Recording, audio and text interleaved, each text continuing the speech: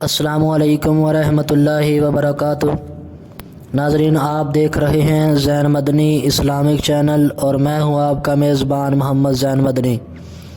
ناظرین، جیسا کہ آپ کو معلوم ہے کہ ہم ریاض الصالحین ریکارڈ کر رہے ہیں۔ آج ہم ریاض الصالحین کی حدیث نمبر 23 ریکارڈ کریں گے۔ آپ سے التماس ہے کہ ہمارے چینل کو سبسکرائب کریں، لائک کریں، شیئر کریں اور بیل آئیکن پہ کلک کریں تاکہ ہر آنے والی نئی ویڈیو آپ تک پہنچ سکے۔ نحمدہ ونصلی علی رسولہ الکریم، اما بعد فاعوذ باللہ من الشیطان الرجیم، بسم اللہ الرحمن الرحیم۔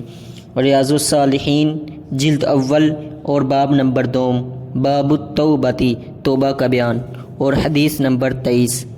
حضرت ابن عباس اور انس بن مالک رضی اللہ عنہم سے روایت ہے کہ رسول اللہ صلی اللہ علیہ وسلم نے فرمایا، اگر انسان کے پاس ایک وادی سونے کی ہو تو وہ اس پر قناعت نہیں کرے گا، بلکہ چاہے گا کہ اس کے پاس 2 وادیاں ہوں۔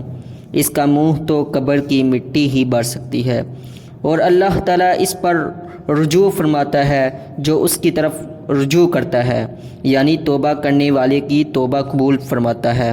بخاری و مسلم نے اسے روایت کیا ہے۔ حافظ صلاح الدین یوسف صاحب اس حدیث کے فوائد و مسائل اخذ کرتے ہوئے پہلا مسئلہ یہ تحریر کرتے ہیں کہ اس میں انسان کی حرص اور مال سے اس کی شدید محبت کا ذکر ہے، جس سے صرف وہی بچ سکتا ہے جو ایمان کامل ہو۔ اور دوسرا مسئلہ یہ اخذ کیا کہ دنیا کی رنگینیاں نہایت پرفریب ہیں اور انسان کی تمنائیں زندگی کی حدود سے تجاوز کر جاتی ہیں۔ انسان کے پاس مال و زر کتنا بھی زیادہ ہو، اس کی حرص بڑھتی ہی چلی جاتی ہے، اور طلب کثرت کی یہ بیماری انسان کو حیات جاودانی سے غافل کر دیتی ہے۔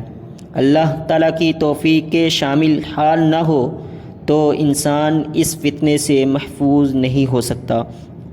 جب دنیا کی ہوس شدید ہو جائے تو انسان غیر دانستہ طور پر بھی اللہ تعالیٰ کی نافرمانی کر بیٹھتا ہے۔